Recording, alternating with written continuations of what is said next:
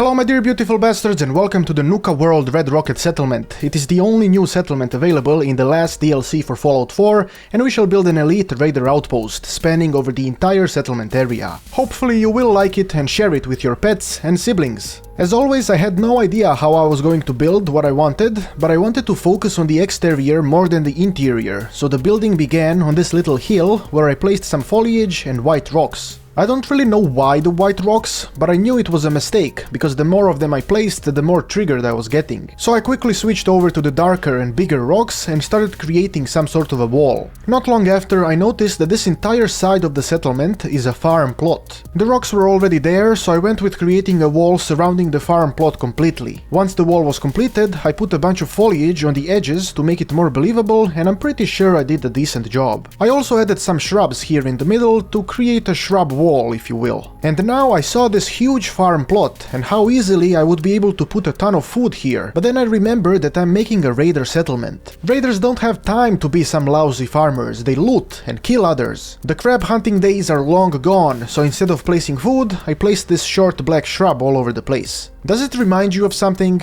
Come on, you know it reminds you of something. I'm not gonna say it though, it's not safe to talk about this in public. This is the completed section of the farming area, which isn't really for farming anymore, but I believe that the design is suitable for a certain type of activity that the raiders will do. Now the path towards this area needed to be made. I placed two trees that are like a landmark for the entrance. It seemed appropriate for some reason. The next step was placing a shit ton of tall grass on both sides of the entrance, and then a driveway that acts like a path. The tall grass seemed a bit dangerous, like I needed to contain it, so I placed the even more dangerous wire fence around it. The wire fence. I still have nightmares about it, and every time I wake up my balls are swollen. The wire fence is so strong, it murdered the Sandman and started busting my balls in my dreams. But basically after placing the fence, I added more tall grass to the surrounding area. I don't know why, but I think it looked pretty good, especially with the secrets hidden inside it. More about that a bit later. I still needed to do a lot of landscaping, so I added a few big trees and shrubs around them. I quickly learned that shrubs make a big difference in the believability of the built settlement, so I'm pretty sure I spent 3 hours just placing foliage and grass. A raider settlement isn't proper without a fence, and since this is a place where the best, the elite, reside, I opted with using the clean versions of the junk fence. This is a mod that simply adds another set of items that look much nicer compared to their original versions. The fence is connected from one side of the farm wall to the other, basically following the green limit.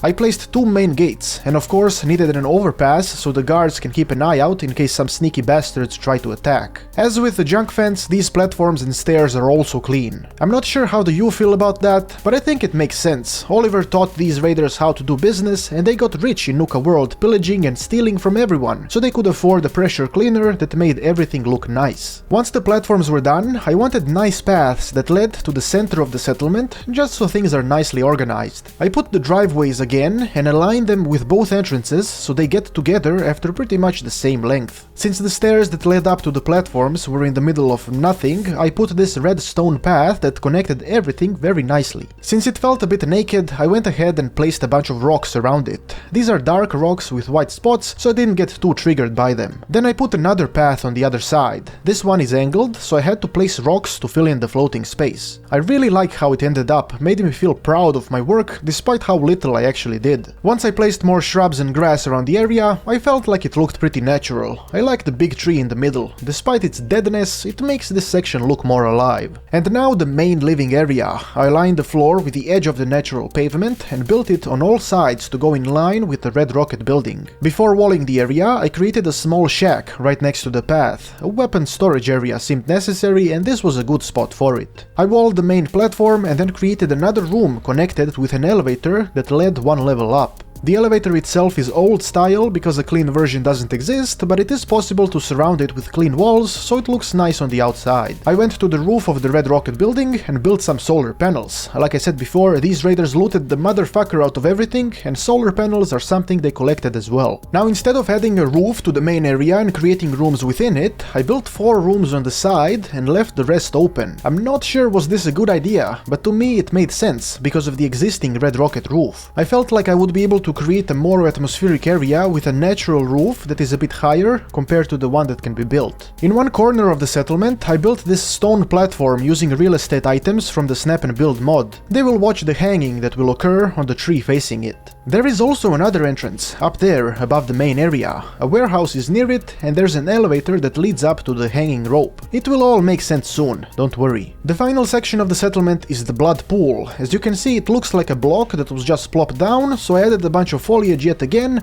and it immediately started looking like it belonged, or at least a little bit better than before.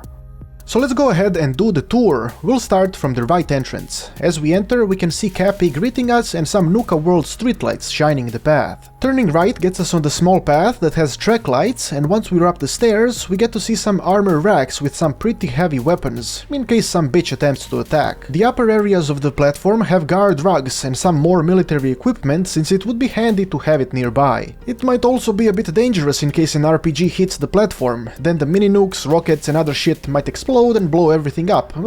It's fine, it's fine. We can go back down and on the path again. There is an off-road path near the second entrance that is lit up with more track lights, but we're not gonna go there. We'll go to the armory, or weapon storage place. We have an ammo workshop and a lot of weaponish items stored in it. As we continue towards the main area, we can see some Nuka trash cans and a lot of foliage on both sides. The main entrance doesn't have a door, because fuck doors. The lights combined with the colors of the items make this area look very impressive if you ask me. There's a tools workshop on the right side and the rooms right next to it. Every room is basically the same. There's a weapons rack, a shelf, armor rack and some equipment laying around. The nearby stand sells a lot of Nuka Colas, and the existing Red Rocket building is used as a kitchen. There is a public buffet that the settlers can use to eat, and behind it there's some ice, while the room on the inside contains a fish and meat stand where the settlers prepare the food. The smell in here is fucking incredible. It's like combining sweaty socks with cum-stained donkey pants. The room that once was a garage is now the dining room, where the settlers gather and eat the food as a community. And now let's go on the other side of the settlement. We'll go up the elevator into the special room. The settlers believe that this room sometimes gets possessed by Oliver Boss, the creator of the Overboss armor. It is said that he inhabits the armor and watches over the hangings whenever they happen. The only other items in the room are his trunk that has unknown properties and 3 portals to Zimbabwe. The effect of these items combined is not known. Nobody dares enter this room ever since Randy stepped into the elevator for 4 seconds. His skin got turned into glass. Imagine that. His skin just suddenly shattered into glass pieces. The screams were so loud that the settlers had to shoot him dead on the spot. As we leave the area, there are 2 chairs for legless motherfuckers in this corner, just in case, you never know. And now we're outside going towards the warehouse. This is where the person who will be hanged is kept. The person is caught after trying to break into the settlement. There are traps set to trigger as soon as someone picks the master lock of the door. This is what happens. Test was accidentally provided by generously stupid settlers.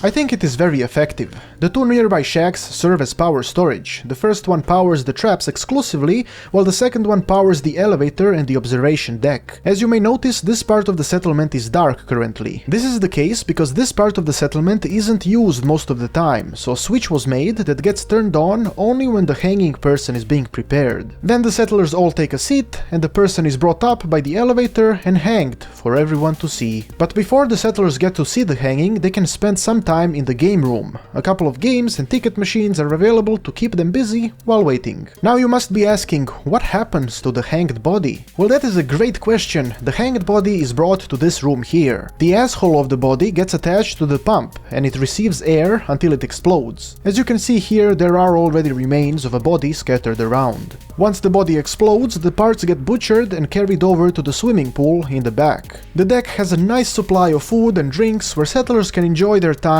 watching one of their friends throw the body parts in the pool. The pool also has spiked wooden poles when they wanna play games. In case they want to throw heads and see if one will get spiked. Those kinda games. A dead animal is inside to enhance the taste, because all of this bloody water gets filtered into drinkable water thanks to the nearby water tank. You may have noticed the lights in the background. Those lights come from the farm plot. As you can see, most of it is empty, but behind the foliage wall there is a society of drug authors, otherwise known known as soda. These people gather once every 26 days to combine their knowledge of drugs and create a new type of drug. So far they created something that makes people eat other people's faces. I hear it's quite nasty. And lastly, the secret within the tall grass. Aside from the occasional trap, the actual starting location of the building contains Kevin Spacey's chair, a rug and a set of mannequins placed on top of the white rocks. I don't know what this means, but it is safe to assume that Kevin Spacey is a fan of mannequins. I guess. This is the Nuka World Elite Raider settlement that contains beauty, disgust, and all forms of sickness. When I was done with it, it reminded me of those societies in post-apocalyptic movies and shows that initially look promising and helpful, but then you find out their dark secret and everything goes to shit. I really like how the foliage increases the aesthetics of the entire place. I will definitely include more of it in the future builds, even though it fucks up the frame rate quite a bit. This build took about 10 hours I think, and I think it might be the best settlement I have done so far. I really do like it. I was wondering, would you be interested in watching shorter builds where I create a single house or something small along those lines? It would allow me to make more videos of this type without forcing me to go 2 days without any uploads, so if you have any suggestions for so-called speed builds or small builds, I'm definitely interested in hearing them. Thanks for watching and make sure to leave a like and a kiss. I have been Petard, your glorious lord, and may the blessings of Petardia eternally touch your butt.